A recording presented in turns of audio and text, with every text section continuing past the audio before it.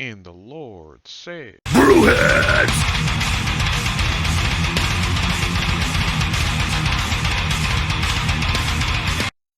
What's up, everybody? I'm Big Mike. And I am Brando. And this is Brewheads. You damn right. So today we are at WeHa Brewing and Roasting, 141 Shield Street in West Hartford, Connecticut. They brew beer, they roast coffee, and it's all a good time. Yeah. So you're on the way down, and then you can pick back up. Yeah. Right. Or you can go up and then down, depending how high you want to go. Yeah. It's true. It's very true. Yeah. Well, thanks, guys. So we absolutely. have Will here, and why don't you explain to the people WeHa Brewing and Roasting? Oh, thank you very much for having us on. Appreciate that. Absolutely. Guys. So we're a small 7-barrel brew house.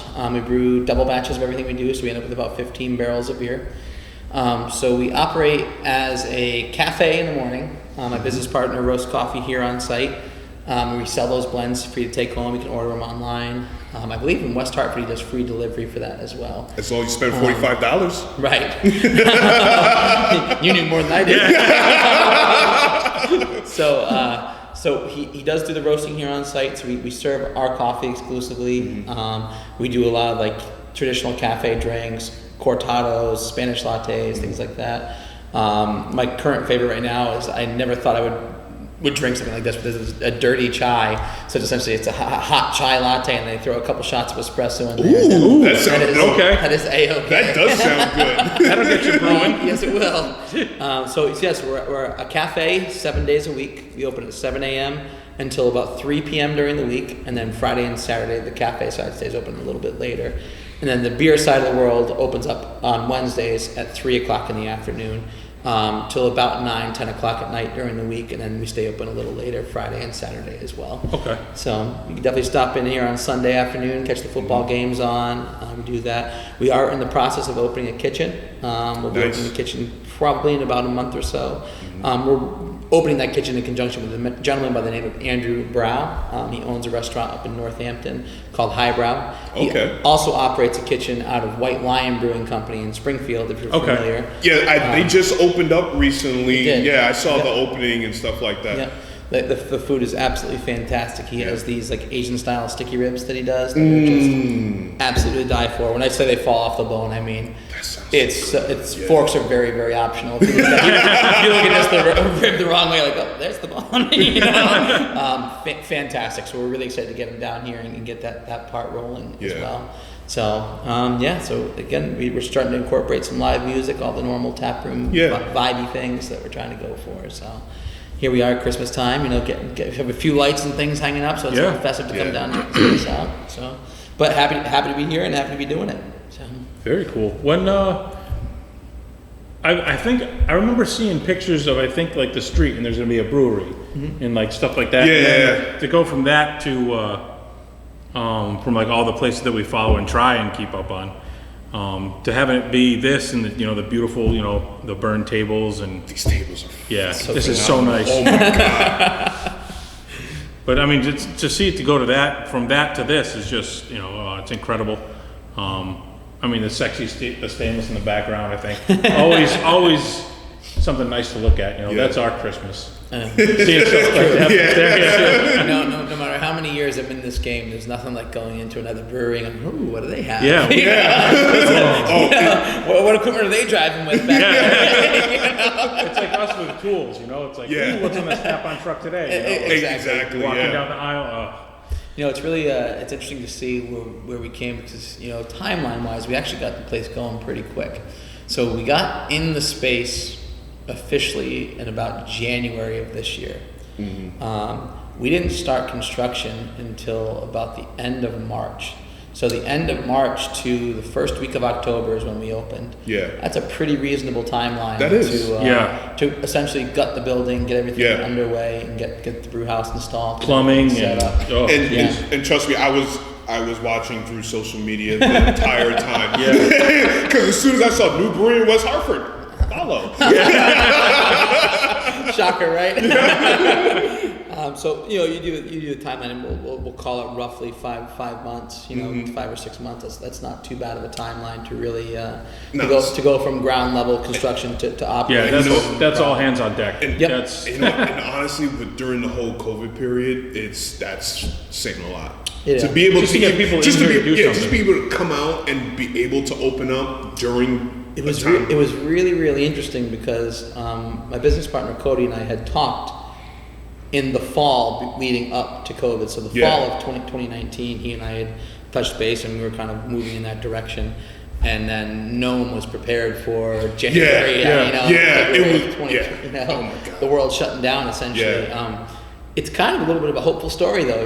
If we can make it work, hopefully that means there's other businesses that may have been struggling or couldn't quite get off the ground at this point, which now they'll be able to pursue that a little bit now that things are kind of lightening up a little bit and hopefully going somewhat back to whatever quasi-normal we end up landing. Yeah, exactly. So have there been any beers with the coffee in it?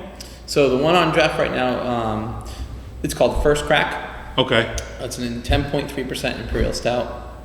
We used 6 gallons. I'm not going to even try to pronounce the name because I will butcher it.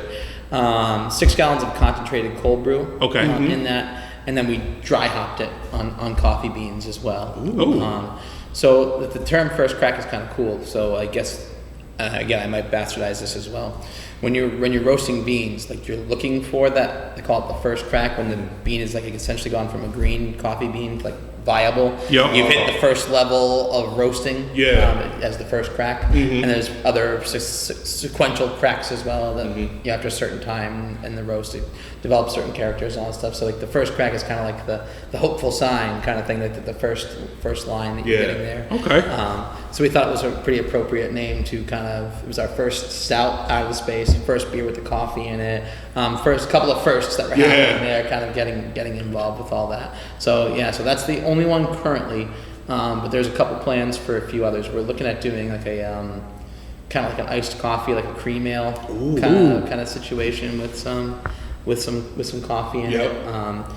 The thing is with Cody's coffees is that they're on the lighter side a lot of the time, and that's like the contemporary direction coffee's moving in.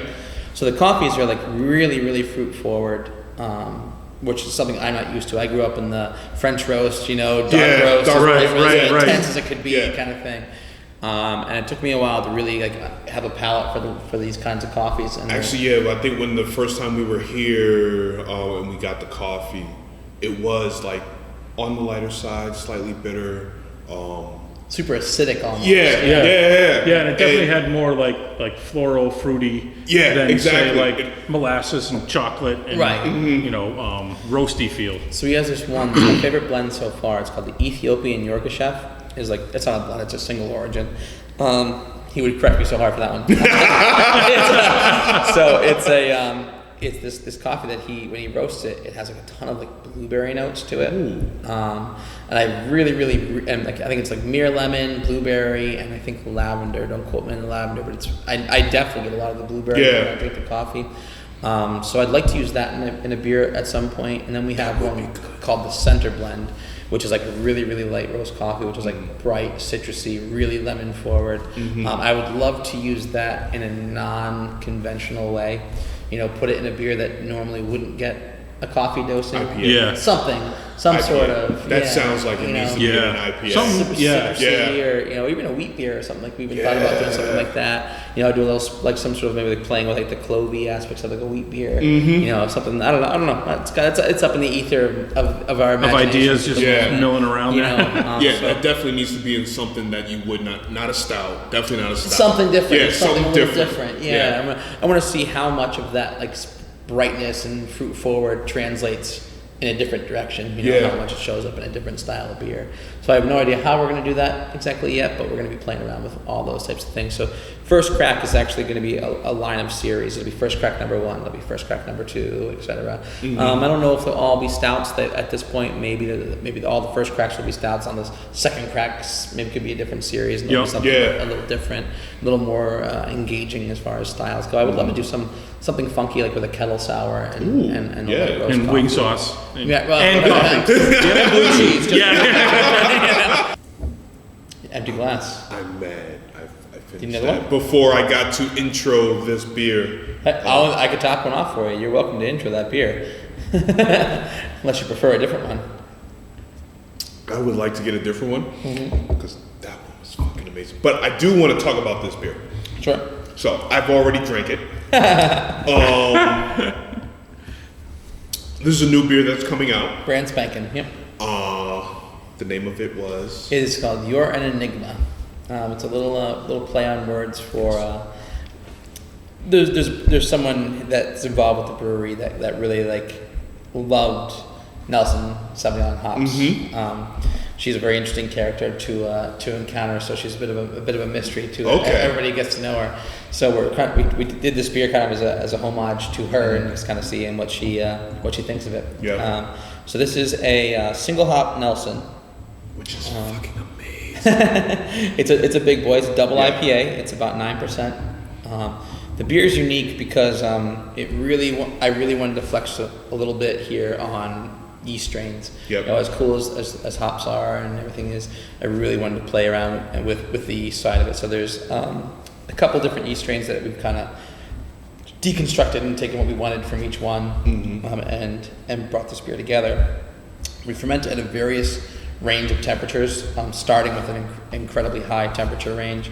We ferment this beer around 85 degrees, which is pretty high on the ale side of the fermentation.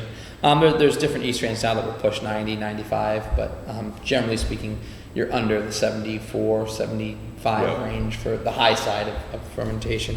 So it's a really unique beer because it almost has like a dry feeling to it when you drink it. It's almost like bone dry up front, but then there's like a creaminess to it that kind of coats your palate, a little residual sweetness. What's really cool about it is the way the yeast plays with the Nelson. You got all sorts of different layers that are showing up with the Nelson. Obviously all of the cliche things that go with Nelson. We got the white wine grape in there. We got some gooseberry, tropical fruit, all that kind of thing. But there's a real dankness, I don't know how much bud you smoke these days, but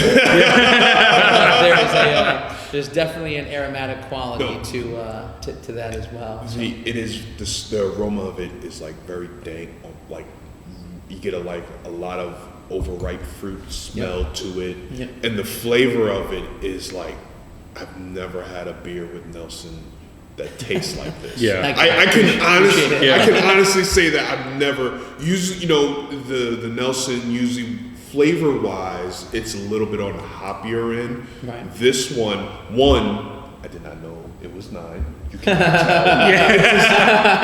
It is very smooth, and this is definitely what we would consider a Slytherin beer because it will sneak up on you and it will stab you in the back. You got the couch back there. It doesn't have that 9 feel. It doesn't have a high horsepower feel. So the flavor profile, it's just so smooth. What's cool about it, one thing I really liked how it turned out is as far as the malt characters are, it's almost like a crackery malt up front that you don't notice right away, but you're like, what is that? What is that? No, there's something there. I'm missing something. I know what that flavor is. I just can't figure it out. And it's like this almost like crackery, biscuity kind of characteristic that's interesting to it. Then you got all these overripe fruit, all that overwhelming fruit. It's just a really cool beer. There's a little bit of a labor of love. There's a lot of details, a lot of research that went into doing this beer. So I'm beyond thrilled with how it came out. You can tell this beer is phenomenal. Personally, I think it's. I'm going to go ahead and go on record and say it. I think it's currently my favorite IPA that we've done in house. It's also the largest grain bill we've done in house. We're brewing this beer and we're mashing it. And we're like, are we going to make it? Are we going to make it? Is it going to fit?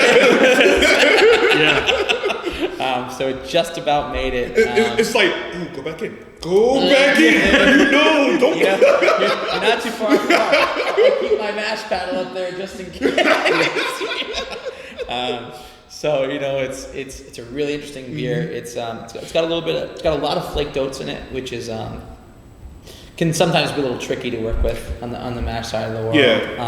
So it was a pretty brutal beer to brew just overall. a lot of work. There's part of the process. We just transfer from the mash tun into the boil kettle, and that process, when you have all these heavy adjuncts, a lot of wheat, a lot of flaked oats, anything that in that vein, can kind of create what's called a stuck mash. That transfer becomes a brutal process. So it was just one of those things we kind of had to take our time, really play around with it, and it was a double mash bill, right? I mean, like we you did it two? twice. Yeah, we did it twice. Yeah. Same day? No. Okay. No. Okay. I did not have the fortitude to do that in the same day. All right, so talk about that one. Now that I drunk half the glass during the intermission, let's talk about this ESP. First, the name of it. So Crumpet Worthy. It was a fun thing. So we brewed this beer for the Noah Webster House here in West Hartford. They do a real ale festival, and this year they did it in November. So we were invited to do that. I think we're a new West Hartford business. It's kind of a cool thing. There was a bunch of breweries who did it, and this was done as a collaboration with Lupoletto up in Windsor Locks. And we were like, you know what? Hey, if you guys want to come be a part of this, it'd be fun. So we came down and we brewed this ESB, and for the life of us, we couldn't come up with like a name that everyone loved. It's a hard style to name. I don't know. So James, the brewer, one of the owners for Lupoletto, he made like a rounded vote session. So there was like 5 names, and then you had like round 1 would pick your favorite, round 2 pick your second favorite, round 3, and the one that won was Crumpet Worthy. Crumpet Worthy. Crumpet Okay. Worthy won the we thought it was very Tea and very, crumpets. very British. Yes. Just a little. So the beer drink's really nice. It's a little toffee does, forward. Get a lot of those ESB characters that everyone is familiar with. It finishes on the little drier side, which is pretty easy, which is it does. Yeah. Like, it's a shock, but it's not unpleasant. right. It's different. Yeah. It doesn't finish like most ESPs.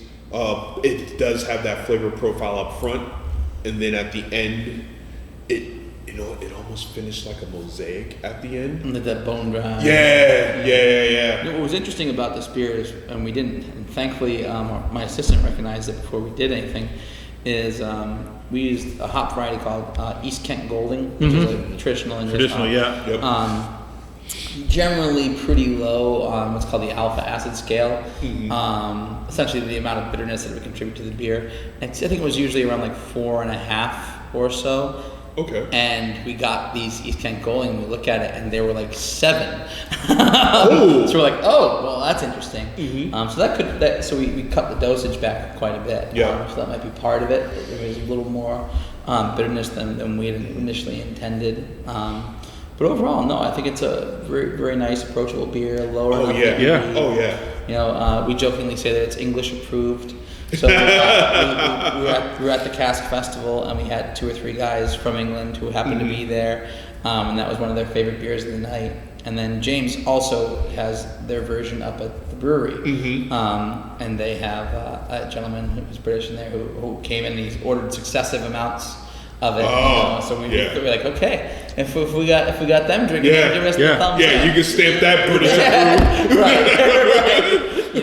If you brew like a traditional Irish, like a dry stout, something like that, and an Irish person, right, that tastes like this or something. Oh my, this is something that I would drink in my hometown, or it's kind of like just a rewarding feeling to kind of get that a little bit. So, which don't count us out. That might be a thing. St. Patrick's Day is coming. I like it. Well, just do the thing again so you can get that drying made.